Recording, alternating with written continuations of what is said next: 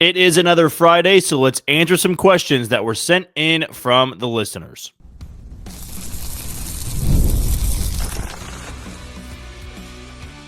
You are Locked On Royals, your daily Kansas City Royals podcast. Part of the Locked On Podcast Network, your team every day. You are tuned into another edition of Locked On Royals and the Locked On Podcast Network. I'm your host, Jack Johnson, and you can always find me on Twitter or X at JohnnyJ_15. You can also find us on wherever you get your podcast. That can be Spotify, Apple Podcast, all those other platforms. We're also on YouTube as well. Just be sure to hit that follow button and subscribe. If you are a first-time listener and you want to know a little bit more about me and this show specifically, I am based here in Kansas City. I work in the KC media market over at Sports Radio 810 WHB, do lots of stuff over there. But when it comes to this podcast, when you click on this link, you know that you're going to be getting 30 straight minutes of Royals baseball. Today's show is brought to you by Gametime. Download the app, create an account, and use code LOCKEDONMLB for $20 off on your first purchase. Well, it is another Friday. It's actually the final week where we'll just be at 3 episodes a week. Beginning on Monday, we'll have our full set of 5 episodes. And next Saturday, we'll be heading down to Surprise, Arizona for a few days. So we'll have tons of coverage down there, interviews, video content. Follow along on Twitter for a lot of that stuff, but we will be doing episodes as well. Might be able to get you one on Sunday, depending on what the schedule looks like there.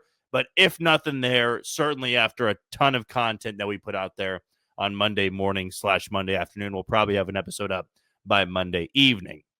But nothing will change next week, Monday through Friday. Friday will be another Mailbag Friday. Send those questions to that Twitter handle, or you can leave them on YouTube, which is where we are going to start the questions for today with Andrew. If Joey Gallo is a free agent, why not go after him to be a platoon / bench guy?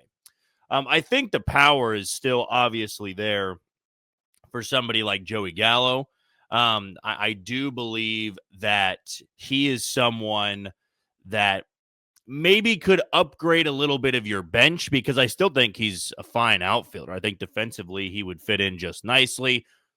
But it's more at this point than even just big potential for a 20 home run season, but also big potential for a 220 strikeout season. I mean, he's always been that way, but he has seriously declined really ever since leaving Texas. Even last year in Washington, I think his average was down in like the 160s at one point.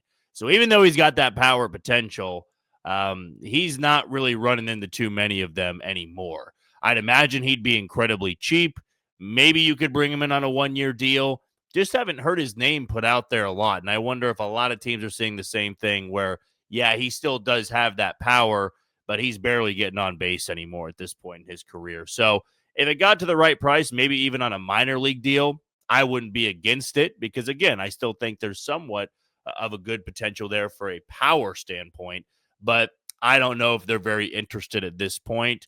If that does move quickly, hey, I guess I could see some reasoning as to why they think Joey Gallo could work in Kansas City. Next one is from Sherry. I say bring back Paul DeYoung.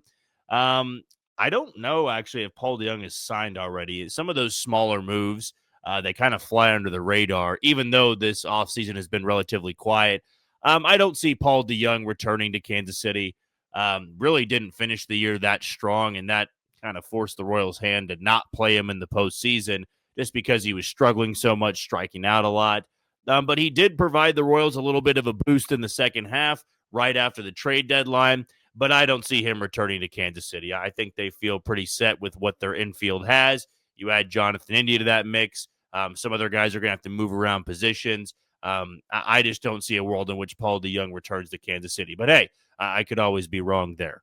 Next one comes from Logan. What's the market on Verdugo? I feel like he would fit the mold well here and is due for a bounce-back season. Yeah, I'm surprised that he's actually still out there, even though he had a very down year in New York. We've known Alex Verdugo to be a very suitable left fielder for Boston. We saw it in LA for the Dodgers. It just didn't really work out in New York. And sometimes with guys like Alex Verdugo, you let them have a bounce back season in a smaller market that's not Boston, LA, or New York. they could shine a little bit. I mean, we saw it with Andrew Benintendi. I mean, Benintendi had a really bad COVID year for the Red Sox, was battling injuries, and then he got to Kansas City and was great. Was really good for 2 years for the Royals, or a year and a half, I should say. So with Verdugo, I could see it. I think he'd be incredibly cheap at this point. If you're looking about upside, or you're looking for upside, Verdugo's somebody that might be an upgrade over somebody like a Hunter Renfroe and MJ Melendez if he does have a bounce back year. But I'll be honest with you, I am pretty surprised that he's still out there. He's still available for teams, and with him being a corner outfielder, it would not surprise me at all if the Royals do try to make a move for him and count on that upside. He's not really a middle of the order bat. He's more of a top of the order bat or a bottom of the order. But hey, I think he's one of those guys that has done it before at the big league level. You can't say that for two of the outfielders the Royals have, at least from an offensive standpoint. But good question there. I think his market, it's pretty cold right now just because we haven't heard much on him. But I could see it being a 1 year, $5 to $6 million deal. I don't think that would be outlandish at all for somebody like Alex Verdugo. DJ Mack, as Brandon Drury is destined for a bounce back year, he would be cheap, plays multiple positions. Do you think he's a realistic option for the Royals? I think Brandon Drury, like 2 years ago, I really wanted the Royals to go out and get because I thought he would be a solid fit, had some good pop in the bat. I just don't know if it's there anymore, to be honest with you. Brandon Drury is somebody that I think has the look of a more powerful Garrett Hampson, if you will. Like if he was to take that role, he's certainly not hitting for average anymore. Hit sub 170 last year in 325 plate appearances, but was pretty good in 2023. So you could look at that and say, hey, the Angels had no help in their lineup. He would be on a better team. It would be a better fit in Kansas City. I wouldn't fight you on that, but last year, kind of like Joey Gallo's year, was just really, really bad. Same thing for Adam Duvall when I brought up Duvall's name. Like Duvall could be destined for a bounce back year, but he also just had an atrocious 2024. I mean, Brandon Drury is 32, looking at his page right now, and had a WAR last year of -2. That's something where if he is going to bounce back, what does that bounce back look like? Because he was pretty much at the floor last year. So if he does bounce back and it's closer to what 2023 was, which I believe was just fine, 262 average, 306 OBP, and OPS plus of 114, and he's had an OPS plus north of 100, which is the league average every year since 2021. But then you had that 2024 where his OPS plus was 35. I mean, he was a very, very below average big league bat last year. But if they're counting on upside, I see it. I could see it because it's not like you're asking for him to recreate what he did 3 or 4 years ago. You're just asking for him to recreate what he did 2 years ago. And I think that very well could be doable if he's healthy, and might be a safer bet to bounce back than maybe somebody like Duvall, who's 36, or to count on Mark Canha to be consistent for another year, who's going to be 36 as well.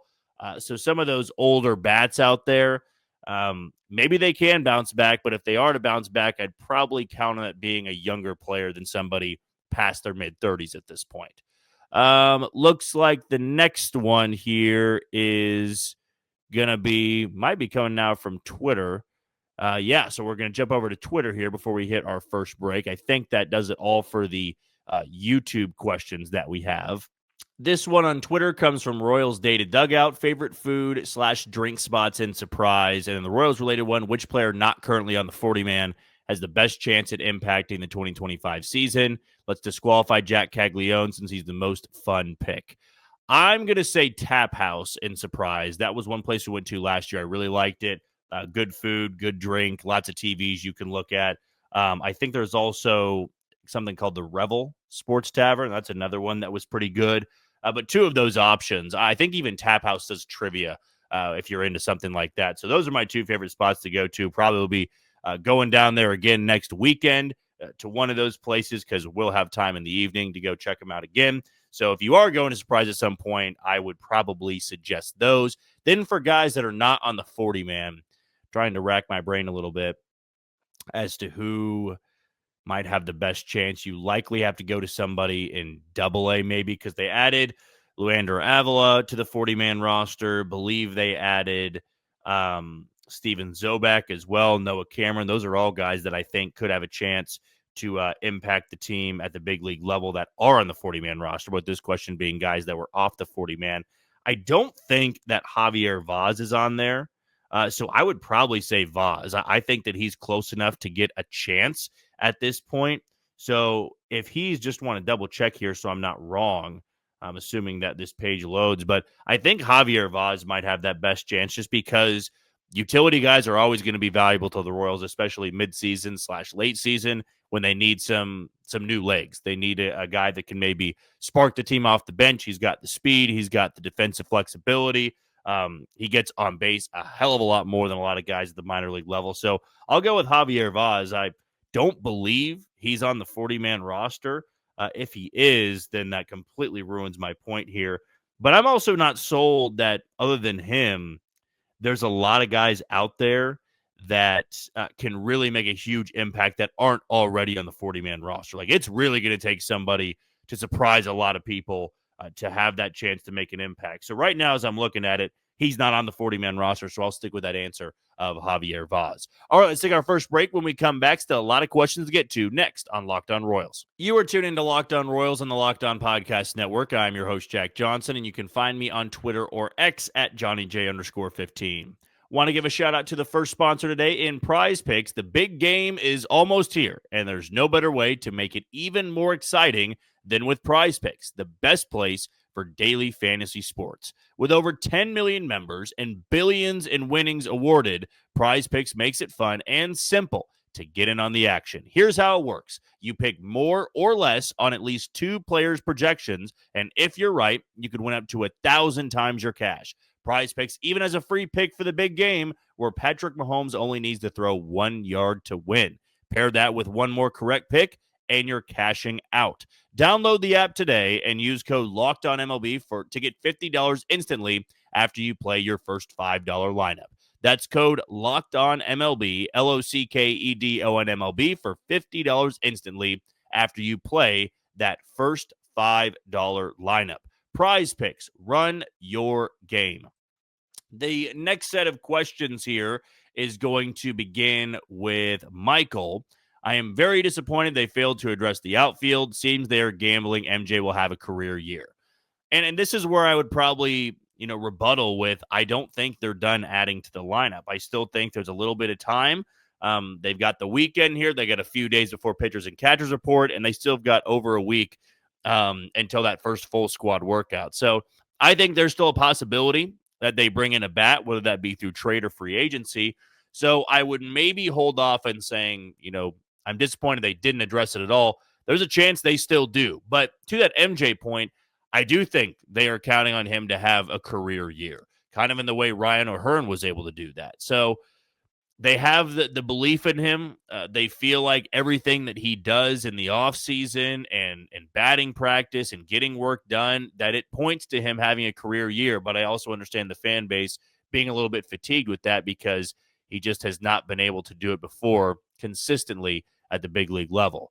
Spin Cycle asks who hits the most dongs next season for the Royals. I think it's going to be Bobby. I think Bobby Witt Jr. is going to have a really good opportunity to have a third straight 30-30 season.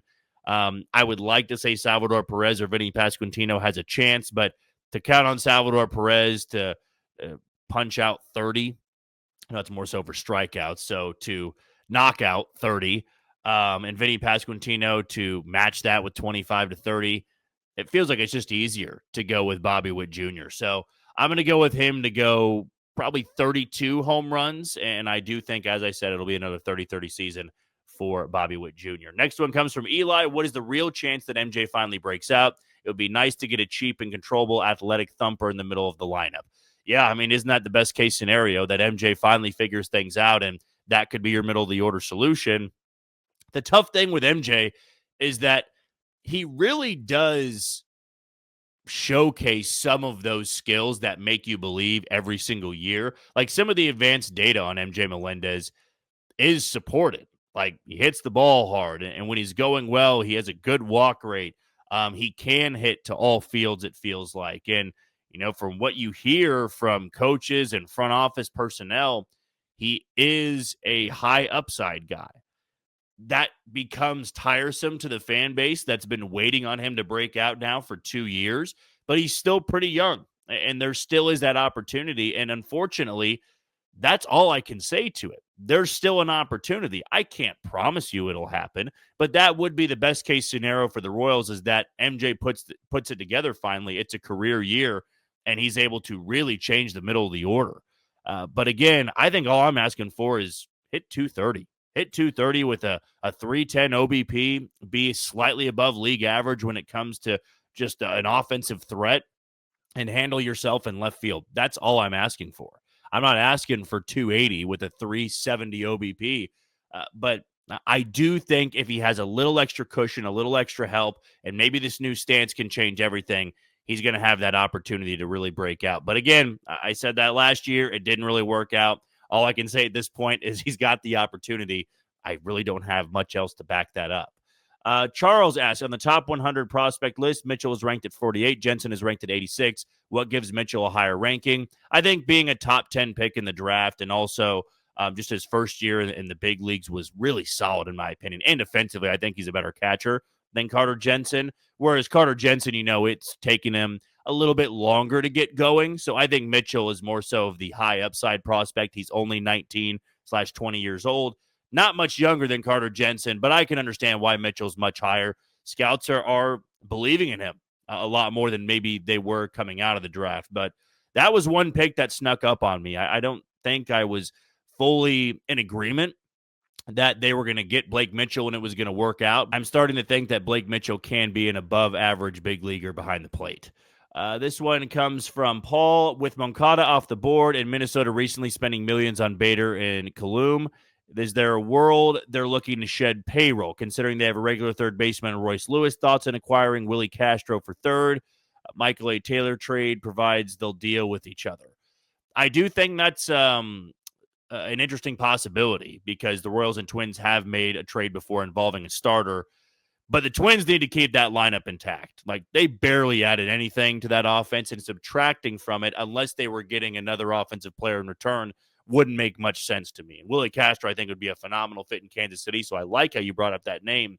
But I think they want to keep, one of their leadoff hitters in there, a guy that can play just about everywhere on their team for 2025. I'd be pretty surprised if they were to move Castro to the Royals, unless the Royals were able to give them a pretty significant offer, because Minnesota isn't really in a place where they can be subtracting guys, considering how little they did to improve that lineup going into this season. Ryan's question is 1 year, $5 million for Moncada, and the Royals couldn't beat that. I hope they have a trade in the works to improve the outfield. I don't think it was something where they couldn't beat that. I don't think they were interested, it appears. The Randall Grichuk thing, where we got from Andy Rogers that the Royals were interested, that was a little bit different. And it's possible that Grichuk was asking for a little bit more if he was going to leave, the team that he just had a really great year for. So I think he returned to Arizona because he liked it. The Royals didn't want to match what he was asking for. I don't think it was the Royals offering 5 and the Diamondbacks offering 5, and then he picked Arizona.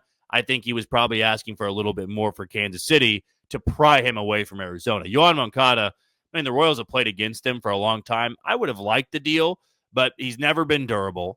I think there were questions about buy-in last year for the White Sox. So for the Angels and Ron Washington, I think that's a good spot for him to rediscover himself.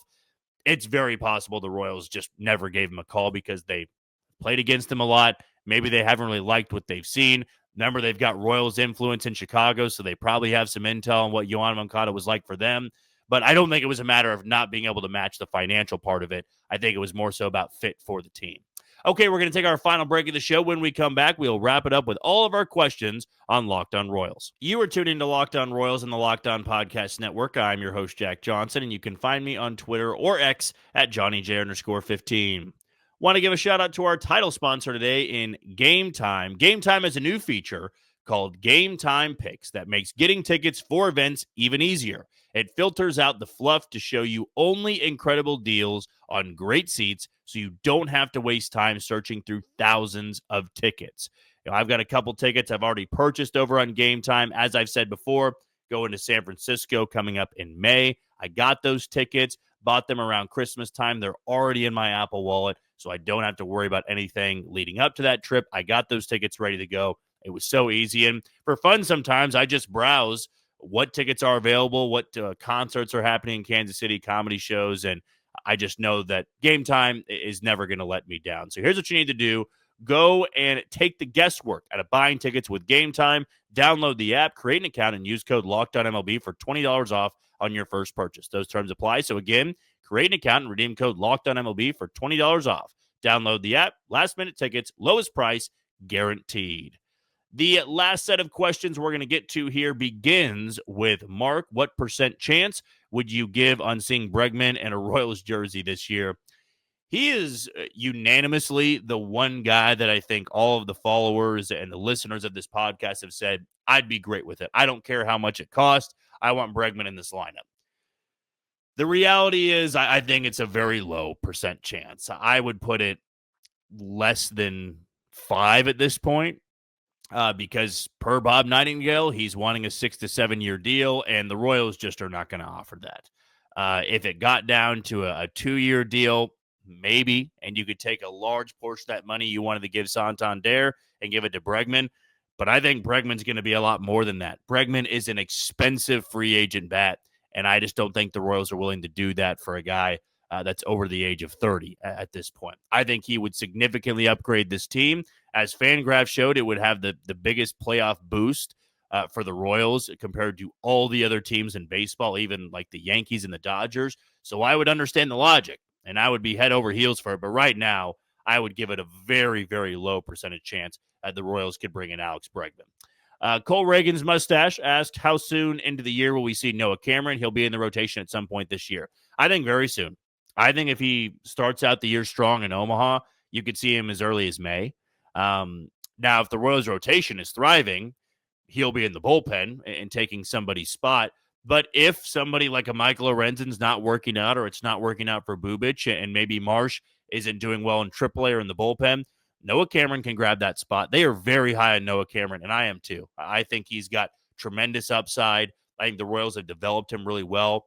He's going to surprise a lot of people nationally this year if he does get to the big league level early on, which I do believe that he will.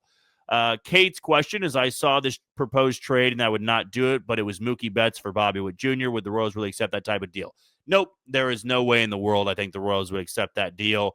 Bobby's younger. Bobby's more of a 5-tool guy. Mookie Betts is one of my favorite players in all of baseball, but no, they would not accept that deal. And I think baseball would pretty much burn down if Bobby Witt Jr. ended up on the Los Angeles Dodgers. But don't know where that deal came from, but I would give it a negative 1,000% chance, probably even more than that, than the Royals would accept a deal like that.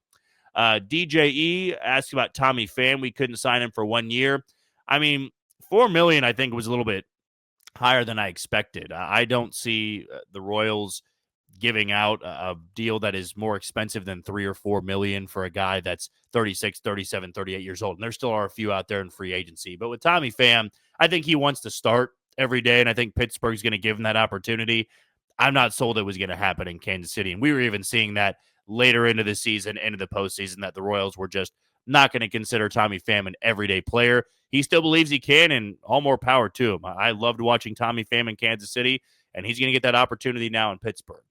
Marty Jones's question, would Marsh be enough to get Taylor Ward? Not a 1-for-1. You'd have to include a couple more prospects in that deal to get Taylor Ward, mainly because Alec Marsh has shown the upside, but in 2 years at the big league level has never really put together the numbers to warrant a 1-for-1 type of deal, right? You need to have a little bit more in that offering if you are to bring in Taylor Ward. This one comes from Jonathan. Is there merit behind the idea that the Cubs trade us Suzuki for bullpen and to free up space to sign Bregman? Cubs have a bunch of young outfielders and need bullpen. Well, they did just get Ryan Presley. I think they also added a few other bullpen arms earlier in the offseason. I just don't see the Cubs trading Suzuki at this point. Maybe closer to the winter meetings would have been the best opportunity to do that. Now, with a week to go before the first full squad workouts for everybody, I don't see them trading Suzuki just for bullpen help. And, the Royals, if they are to make a trade, It feels like it's going to be for a corner outfield bat, considering the targets they've had, Anthony Santander and then Randall Grichuk. But yeah, I know those guys were free agents and not trade bait. But it seems like they want to go get that corner outfielder. Suzuki would be an upgrade for them, but I don't see the Cubs doing that just to make room for Alex Bregman. I think they're kind of out on the Bregman sweepstakes at this point. Things could always change, though.